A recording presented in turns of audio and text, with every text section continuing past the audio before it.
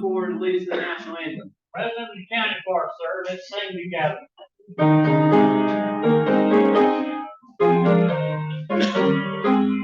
Oh, sing, can you see by the dawn's early light, watch so proudly we live at the twilight's passing, the cross and bright stars through the perilous night.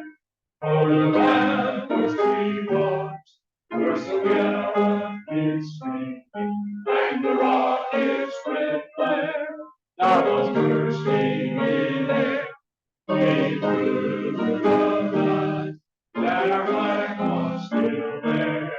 Oh, say does that star spangled banner yet wave?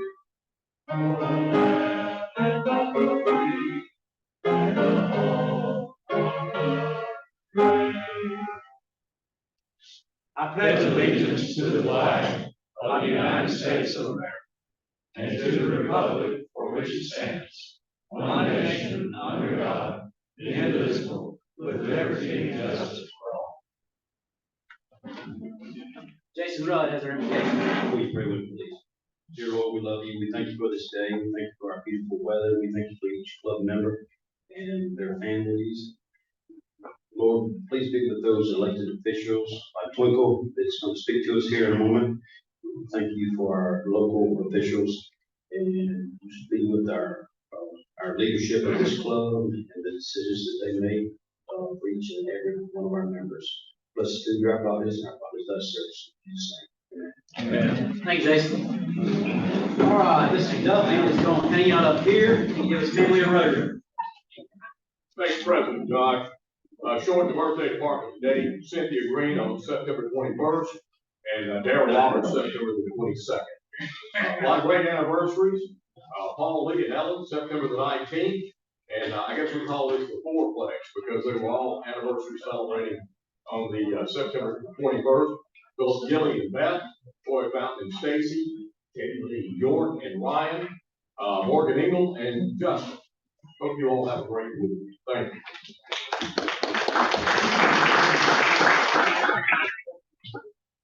All right, Brad Parrish, will you please come forward and introduce our guest and visiting Rotarian?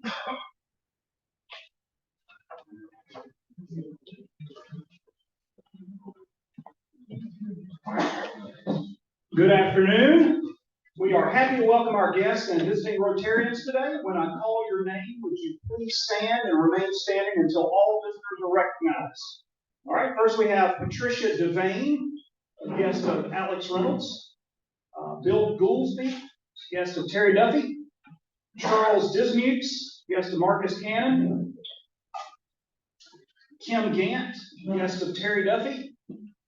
And Tara Grant, guest of Wes Grant.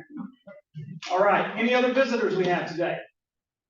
All right, thank you all for joining us. Mark Kristen has Kate Aska drawing. All right. We are at 2,228 points.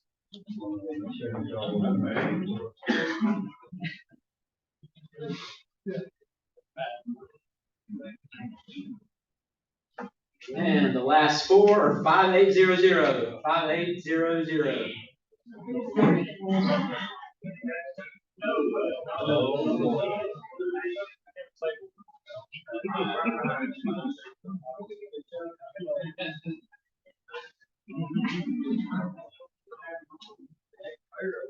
Check that ticket.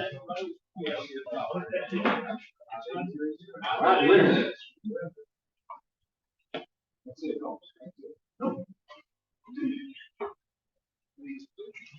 The three of diamonds.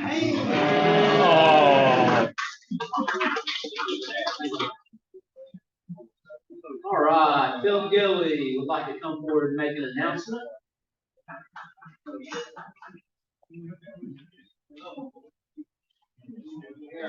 Thank you, President Josh.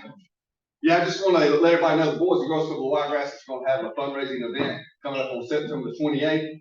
It's going to be a $10,000 reverse raffle draw, so it's gonna be at Compliance, beginning September 28th from 6 to 9 or so. Tickets are $200 for that. That gets you 2 people into the event, that gets you food, and also gets you entertainment there. So if you want to support the Boys and Girls Club, which you need to, please, you can get up with me at the club, or either with Jason Rudd or Rick Rocker, who's both on the board.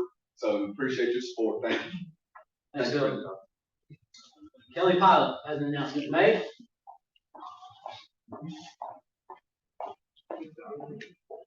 All right, I'm sure you all know why I'm here. This is for the White Elephant Sale. Again, it's October 23rd, Monday night, 6 p.m. here in this room. Please invite your friends and guests. We always like to have folks come in that are not members of our club, so be sure to do that. We'll have a sign-up table out front so that you can list them, and then you'll be billed for them later as a meal.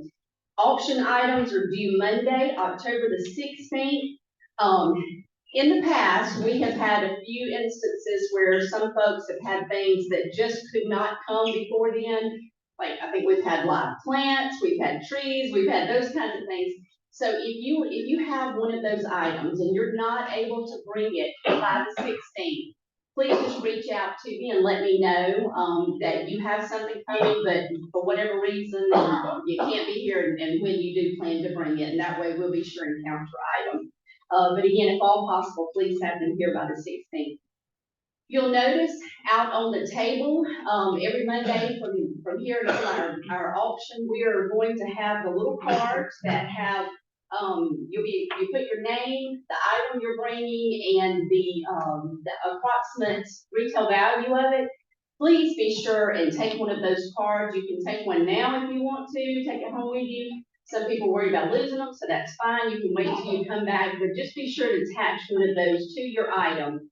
Because it is very important, and it makes it a lot easier on the committee to be able to know where we might need to start those the bidding for the silent auction. So please be sure to do that. Raffle tickets.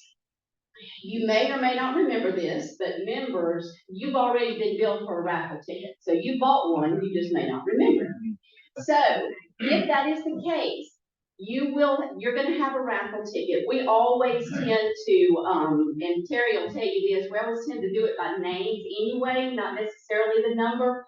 So we're just going to do it that way this year. It seems to be a lot easier to just call out a name than everybody having to worry about their number. So if you purchase extra tickets, then we'll just label those pilot 1, pilot 2, however we do those. But just know that we'll be listening for the name, so you're not going to receive a ticket in the mail like you have in the past. So just be aware of that. Your name is your ticket. So if there's any questions, also, I'm sorry, you'll notice that Judy put on the tables information about the live auction items. Please do keep that in mind. You guys know we have wonderful items every year for our live auction. But we want to keep going. Think outside the box. If you have anybody that, travel agent, cruise trips, things like that, those always tend to also make good items. So just keep that in mind and help us out. And let's get some good items in here to be able to auction. All right, thank you. Thanks, Kelly. All right, if you were here last week, you may remember I mentioned some discussion that the board has had over the last couple months. When I started looking at this year's budget, there were a couple of reasons. The budget had to be tightened up a little bit this year. We showed quite a deficit. So last year we did not have the dictionary project, so I had to make some cuts this year. So we did not include a line item in our budget for the dictionary project. We also reduced the amount that we were putting in for the senior citizens luncheon because we felt that we could do a better job of getting some sponsorships for that. So after discussing it back and forth for a few months with the board, we have decided that we would like to bring to the club as a whole the proposition to continue with the dictionary project. However, because there's no line item in the budget, we'll need to pass the hat. I was given the idea of printing out some cards So, here in a moment, I will have each of you, pull a card, and if you feel so led to, make a contribution for the dictionary project or, the senior citizens luncheon, I would ask you to do that. I did ask, in regards to the dictionary project, I asked, Bob Rutter if he, would mind, saying a few words to us. So Bob, you know.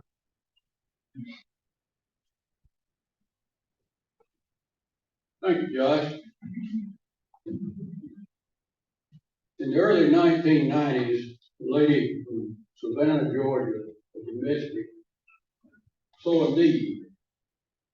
The students did not have dictionaries.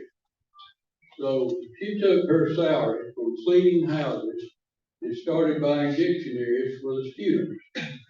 Later on in the late 1990s, a new teacher named Mary French from Charleston, South Carolina, went to her room and there were no dictionaries in there. She was appalled. She went to the school board and they gave her permission to solicit donations from organizations, companies.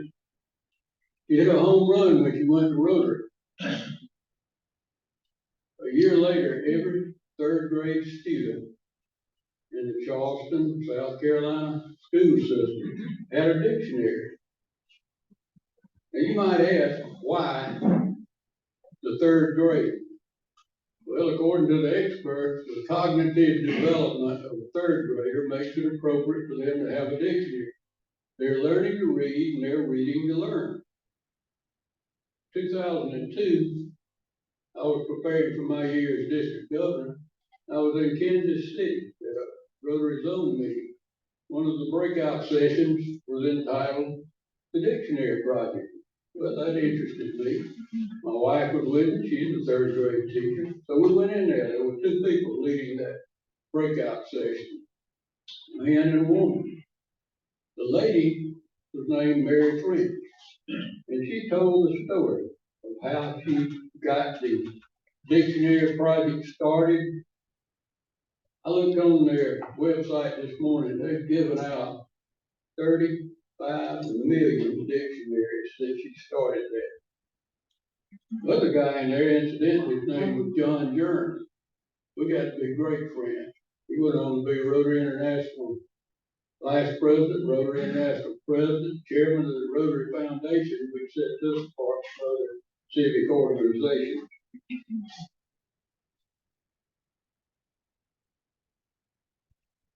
I brought this idea of the dictionary project back to our district because Jonathan Maggiogby, the Rotary International President-elect for 3 and 4, said we needed a literacy project. And I thought this just fit right in here. In 2003, this club and most of the clubs in the district started handing out dictionaries. In 2003, we handed out dictionaries to every third grader in the city school, Houston County school system, Inter County school system, and the Dale County school system. We paid for it ourselves. In 2007, Wallace Malone Jr. gave us a program. He had just sold South Trust Bank Corp. He said that his family wanted to start a foundation to help education. So after the program, I went up to him and told him we were doing a dictionary project and asked if he was interested in it. He said to send him a letter, didn't commit. So I sent him a letter, we had a little back and forth, came back, and they had set up the foundation by then. He said, write a grant. I don't know how to write a grant, but I know who does know how to write a grant. So I went to Bruce McNeil and said, how about writing us a grant for this? He did. We had another meeting, and they gave us $80,000. Took us $40,000 a year to get the dictionaries to every third grade student in our district. That's from Montgomery South. They renewed that grant, and then that ship kind of sailed, and we're back to financing ourselves. I would guess it's not an estimate to say that I have received about 500 thank you notes from students. Most of them are fairly generic, you know, the teacher wrote one on the board and they sometimes copied it word for word. And sometimes they changed it a little bit. And every once in a while, I got the outlier. I'd like to read you a couple of those.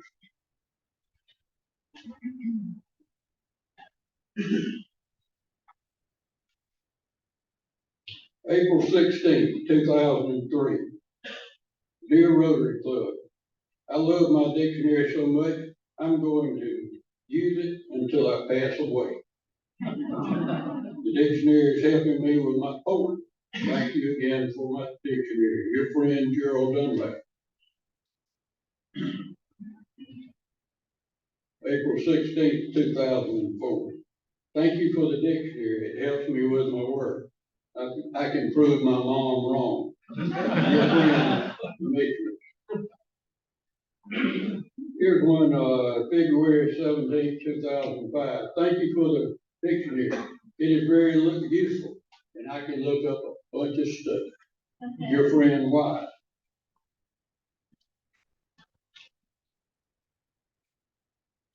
This is my favorite. 102 West Ninth Street, 111308. Dear Rotary Club, thank you for the dictionary. The words is just what I need. We found PCs, that is to pass gas. I love the dictionary.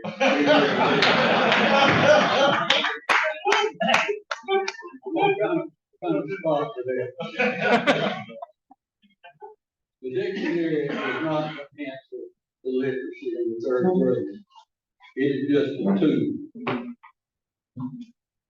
Mark Twain in 1900 in a speech said this: it is better to support schools than jails. Thank you.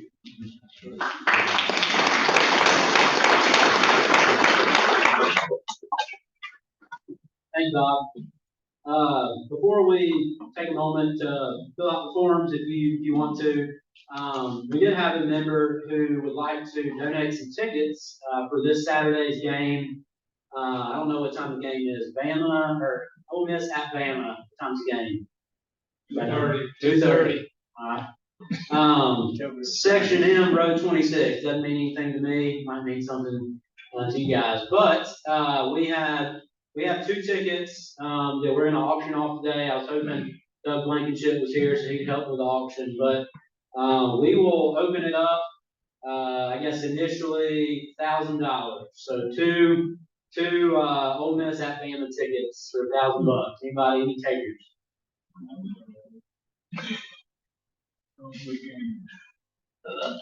Not all at once.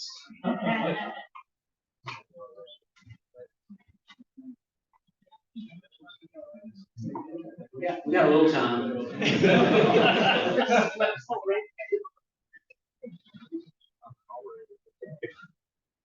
This is the game they turn it around and they look awesome. So the game's this weekend, right? That's right, this Saturday. So come on, somebody start with 200 or 300, and then we can rack it all up. Somebody's got to go. We got a friend that wants to go, or senior kids. I'm going to Auburn. Actually, I know that. I'm going to Samson this weekend. My daughter, so yeah. All right. 200. 200. We got a 200. Anybody have a 300? We really need Doug Blankenship to fill in all the dead space. Any 300? All right, come on, Bama fans. Somebody's got to want to go. All right. All right, you're gonna let Charles get it with 200? 300. 300, okay. All right, anybody want to do 400? Charles? Come on, Charles, 350. You got a kid in Alabama. Come on, man. Step up. At least do 350. Come on. 3.5, come on. Come on, Charles. Hey, Rick, you wanna come up here and auctioneer for me? Yeah. It's gonna be tough. All right, Joseph Johnson, $300. Once, twice, any last minute takers? All right, 300, Joseph Johnson. All right. All right. Okay, all right, so now if you will, please take a moment. I have a couple folks that are gonna walk around and pick up those forms.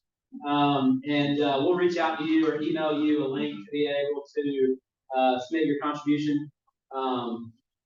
As Bob mentioned, the kids, I love those letters, that's awesome. The kids, you know, they love these, they love being able to put their name in it. We put the 4-way test sticker in the front of the dictionary, so they know Rotary was the one who supplied the dictionary for them, so. Josh, can we donate now? Sure, if you would like to make a donation now, yeah.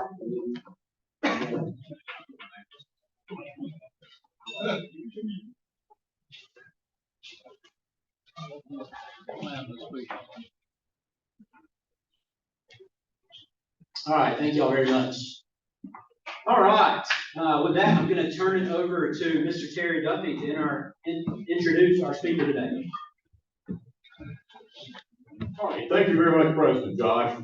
Let me say this today, and I say this sincerely from my heart. This is not an introduction, because so many people have been longtime friends with Twinkle.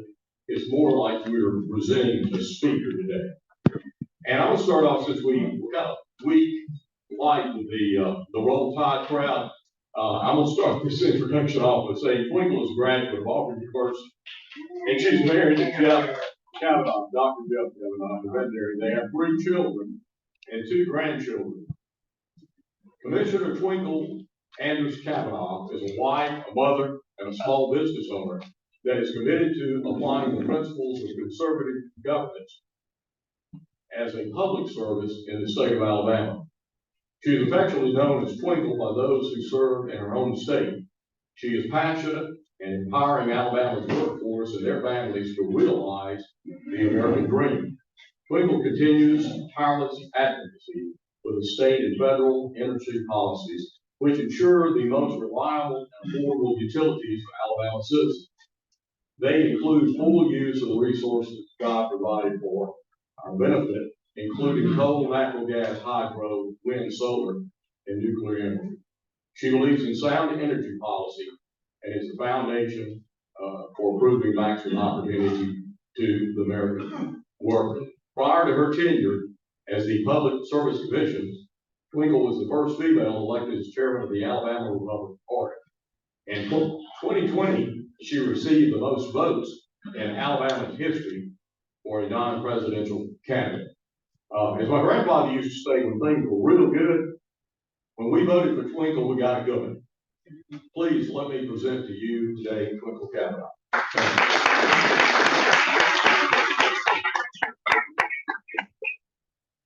Thank you, Terry. Appreciate it. And thank you, President Josh. Appreciate you having me here today. And let me just start off by saying there are several people in this room that when Terry mentioned that I go way back in this community, I really do. In fact, I was working on a campaign here in 1998, and a man by the name of John Watson, sitting right over here, said, I've got a lovely little motel right over here that you can stay in. And I wound up living here in Dothan for 6 weeks while I worked on a campaign, and met so many wonderful, wonderful people. In fact, one of the kindest people were George Flowers and his wife, just really opened their doors for me. So thank you all.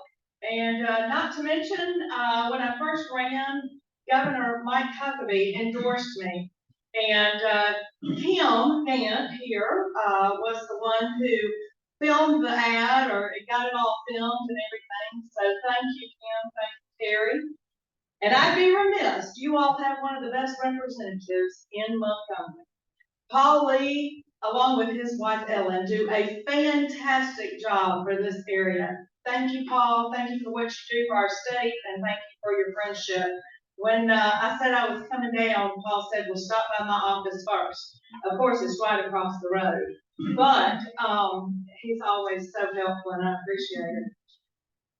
I'd like to talk with you a little bit about the Public Service Commission. I'm going to give you the 1 minute example or the definition, I guess, from a dictionary standpoint. What do we do with the Public Service Commission? Because a lot of people have no idea. I serve as president. I have two colleagues. There's a place 1 and a place 2. So they run during a gubernatorial year. The president runs during a presidential year. And so it's a 3-person commission. The commission is in charge of doing whatever the legislature tells us to do.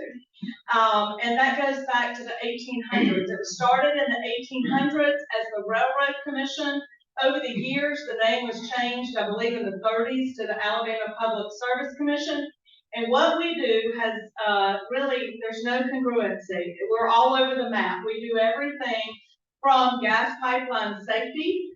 We regulate utilities like Alabama Gas Company, Mobile Gas Company, Wheeler Gas Company, Alabama Power Company, wastewater, water. So a lot of the different utilities in our state are regulated at the commission. But we also regulate Uber and Lyft. If you're going to take a ride with Uber or Lyft, it's regulated by the Alabama Public Service Commission.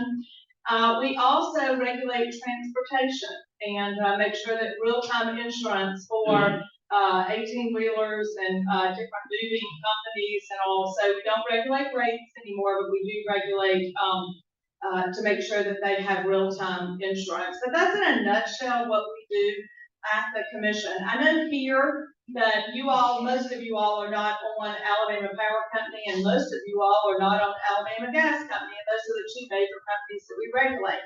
But one of the things we do is to basically set or fight for our energy policy here in the state of Alabama. And that does affect you all, because no matter what power company is, or whatever company you are getting your power from, a lot of that policy being set actually affects you also.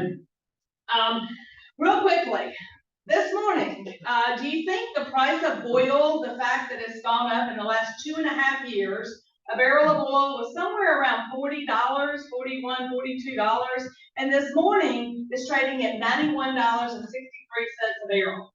Do you think that has any effect on your life? Well, probably most of you did not get up like I did and say, okay, what is the price of a barrel of oil this morning? $91.63. Boy, has it gone up. Last year it got as high as $123 a barrel. But we're looking at 2.5 years, almost 3 years ago now, it was trading at right around $41, $42. So big jump in oil prices. How does that affect us? Let me start off by saying, I won't make anybody raise their hand, but did you take a shower this morning and use soap, byproduct of oil? Did you put your glasses on that might have a little plastic on them, or did you put contacts in your eyes, byproduct of oil? Did you happen to go in the kitchen and sit down to eat your breakfast this morning, or maybe even lunch today, but I'm trying to go in chronological order here.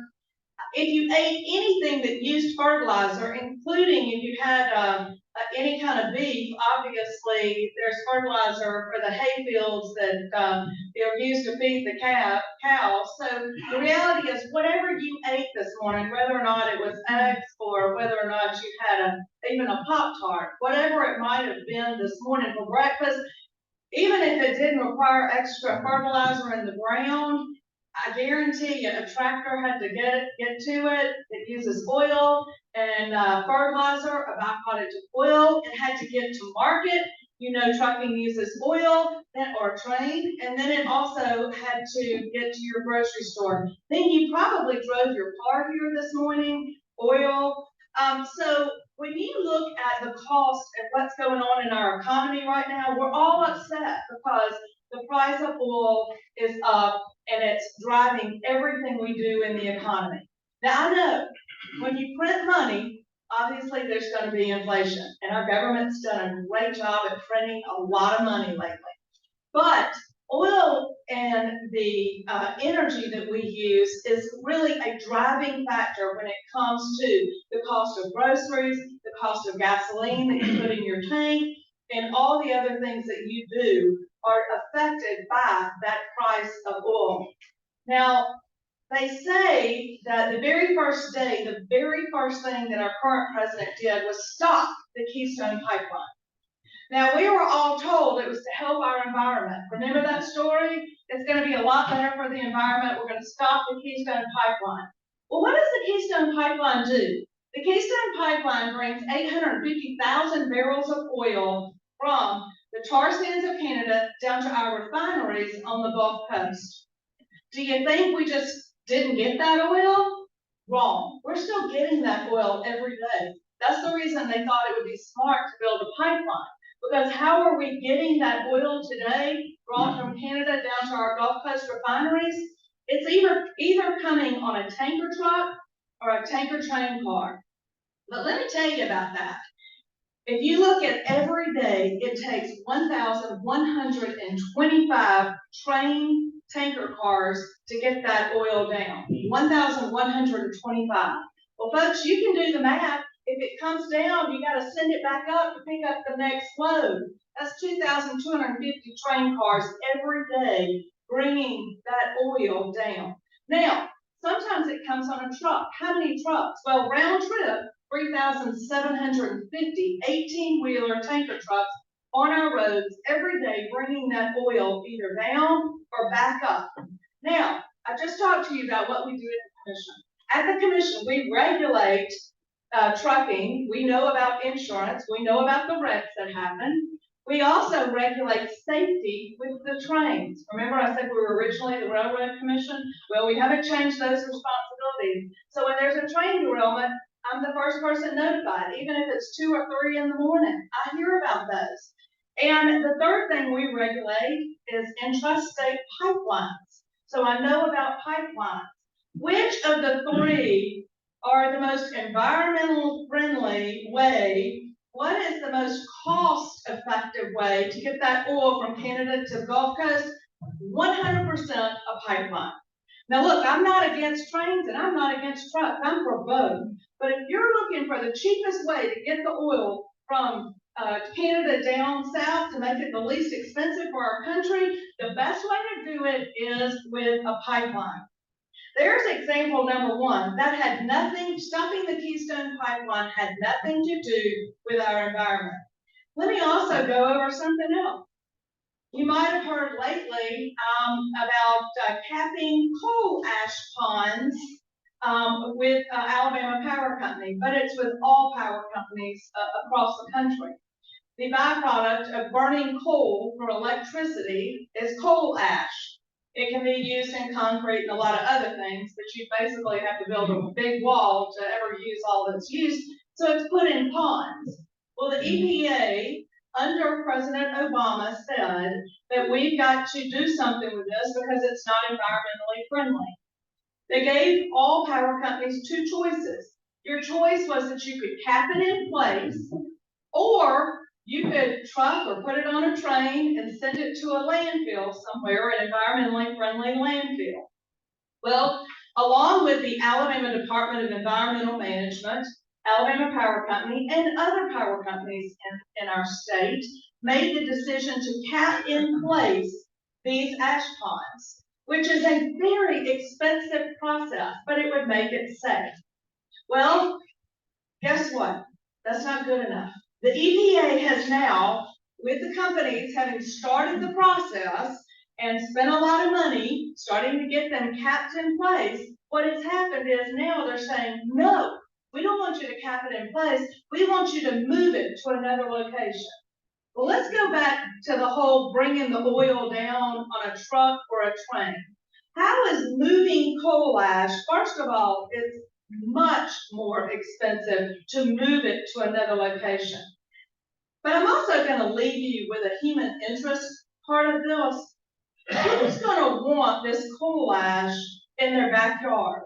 More than likely, it is going to be put in a waste dump that is in the least desirable place with the people that can least afford to fight it. So if you look at this, it has nothing to do with basically the human side of the story, and it has nothing to do with our environment. But what it does have to do with is driving up the cost that it costs to use fossil fuels to make electricity. Now, let me give you two comments, and then I'll ask you who in the world would ever look to build an oil field or drill for natural gas.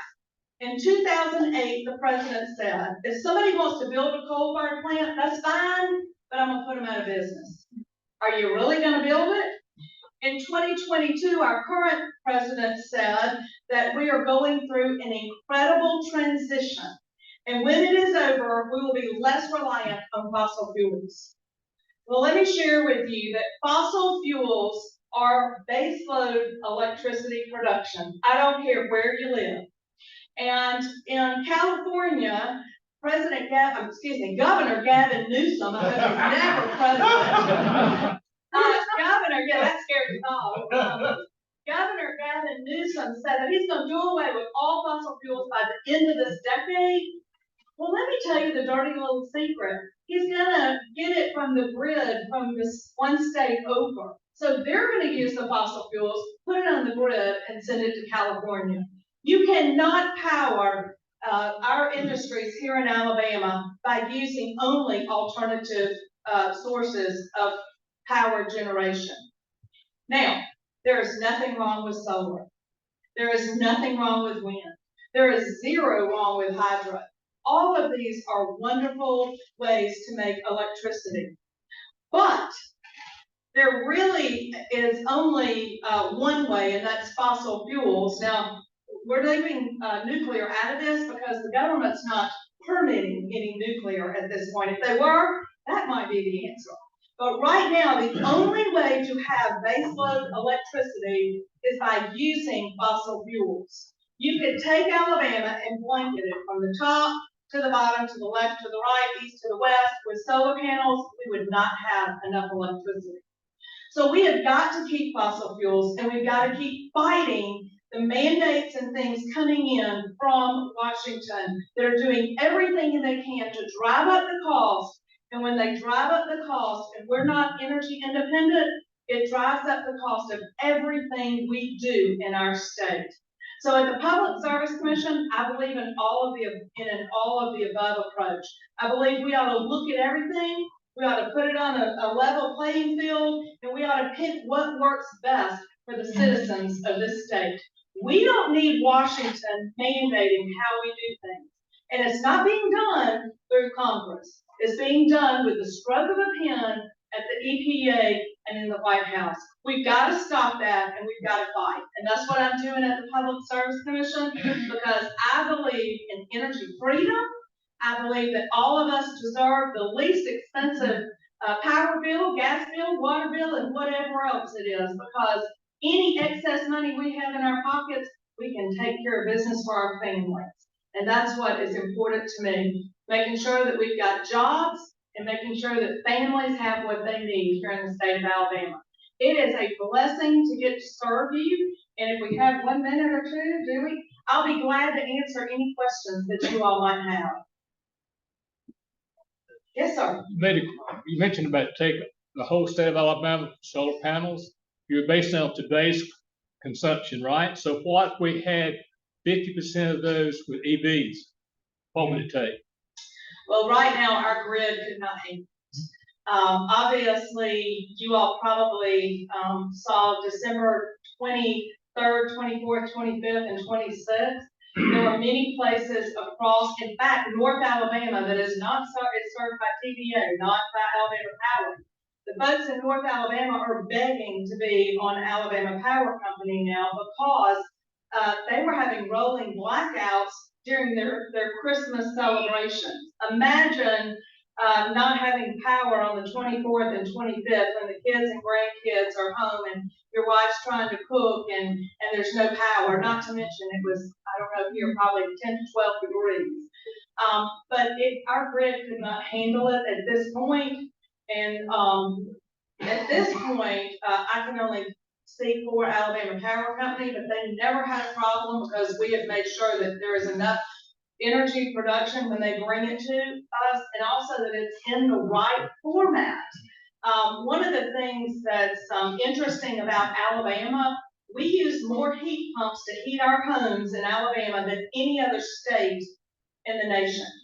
Now, there's several reasons for that. The first reason is we are situated in a climate that allows us to heat our homes with a heat pump and not necessarily heating oil or natural gas. So a lot of people use that heat pump, which means the peak usage of electricity in Alabama is between 5 and 6:30 in the morning on a cold winter morning. That means the absolute highest capacity of electricity going into a home or business or being sold, I guess is the right way to say it, at any one point during 365 days is a freezing cold winter morning between 5 and 6:30 in the morning. And you might be scratching your head going, well, why is that? I would think it's the summer. Well, it did used to be a hot summer afternoon. But usually, most of us keep our homes just a little bit cooler all night long in the winter. And we jump up at 5 to all go to work or get the kids to school or the grandkids off, and we turn the heat up just a little bit so that heat pump's working full force from 5 to 6:30. Probably your dryers and your hair dryers and everybody's cell phones and their iPads, everything's plugged in, the lights are all coming on, and it's all happening in a short window of time. So that's your peak usage. And I can tell you, a lot of companies were very strained last year during that very cold snap that we had the 23rd, 24th, 25th, and 26th of December. But we're not ready for EVs to the extent that our government wants us to be. But the reality is, I don't believe most people in Alabama want to pay that extra $5,000 to $7,000 for an EV. I think most people would prefer a gas-driven vehicle because they know they can get to the gas station, fill it up, and they don't have to sit anywhere. We don't have the charging stations at this point. So, you know, what they want us to do is really hurting us as far as transportation and the cost we're paying for transportation. Get government involved and they can mess up everything. Yes. So Twinkle, I'm on the board of Power South. We're commissioning a 700 megawatt natural gas plant this month. We've just heard from the EPA that, I believe it's 2030 that we have to either capture 90% of the carbon dioxide emissions or burn hydrogen, which is 10 times more expensive than natural gas, in order to operate that plant in the 2030s. So my question is, when the EPA makes a rule like this, or the administration makes a rule like this, and the technology does not exist to do the thing that we're being ordered to do, what the hell's going on? You are living the life that I've been living, and sometimes my family says, do we have to talk about energy issues? But the reality is they're driving everything we do, and they're making decisions that are literally making it difficult for families across our state and across the nation. Can you imagine what it will cost for all of those carbon captures and all of that? And the price will then be sent on to the consumer. And that's what's happening now. I was told a couple of months ago, and they brought in the sheet of paper, if there had been no environmental mandates and things like you just mentioned that were not sent through Congress, if those had been wiped off the book 15 years ago, you would be paying less now for your power than you were 15 years ago. But because of your federal government, and not our elected officials, and especially not the ones in Alabama, but because of what's going on in Washington, and because they are so out of touch with what's really happening, but I believe they do know what's going on, and that's the really scary part. And that is, they don't want us, your freedom comes from the fact that you can get in your vehicle and go somewhere. You can run your business and know that the power is going to be available to run that business. And if you lose those freedoms, then you've lost a lot of your freedom, and I think that's what's happening now. But you are right, it is a daily battle with Washington to keep the power, down, less expensive. Yes, sir. But Twinkle, you mentioned North Alabama and Scottsboro, there's a atomic energy plant. They stopped it. It was almost ready to go online. Why can't something be done with that? I don't have any direct knowledge, but I know I've driven by it, I've had my picture made there, I've done all sorts of things by it. I don't have any direct knowledge of that, but it has been stopped. I do know that to permit and you all have a nuclear plant, a Farley nuclear plant close to here, but to permit a nuclear plant at this point in Washington is almost impossible. That's not their agenda, and that's not what they want. Nuclear is one of the cheapest power production that you can do once it's built. Now the cost to build it is astronomical, but once it's built, it's very inexpensive fuel and it's very inexpensive to produce the power. And Washington does not want that right now. Can the legislature override any decisions you make, or you in any way have any control over your commission? No, sir. The legislature, once they give us our, marching orders, or they put it in the law, basically, then it is turned over to us. The only thing that somebody can do if they are unhappy, they can file with the Alabama Supreme Court. It goes directly to the Alabama Supreme Court to reverse anything that we've done. The last time that I know the Alabama Supreme Court reversed something has been, I want to say 30 years ago, and it was the commission had said that Alabama Power Company could not advertise, and the Supreme Court said, yes, any company is allowed to advertise and you cannot treat them differently, and they were allowed to advertise. I think they made a concession, and half comes from the shareholder and half from the ratepayer. But that was, I believe, the last time the Supreme Court reversed the Public Service Commission. Any other? Yes, sir. You may not have this knowledge, but can California buy enough energy from their neighbors to satisfy the needs? That's a big question. And right now, as you know, California is having lots of rolling blackouts.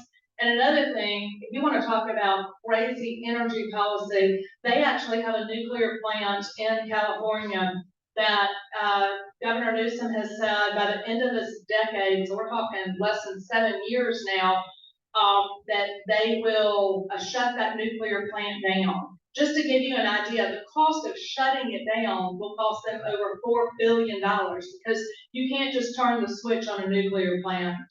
To shut it down costs a lot of money, and that will be on the ratepayers in California. But not only that, it right now provides 10% of all the electricity production in California. And so without it, you're going to be making up that 10%, but all I can say is, well, they're losing lots of population, so maybe that'll help. But as far as good energy policy, I would say California is doing everything wrong. Amen. Thank you all so much. It's a blessing to be with you. Thank you for letting me come.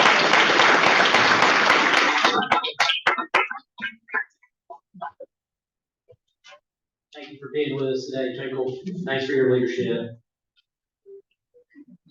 Next week, we will have Joe Johnson with us. Joe is the Director of Workforce Development at Wallace College. So look forward to seeing you all here for that. Thank you.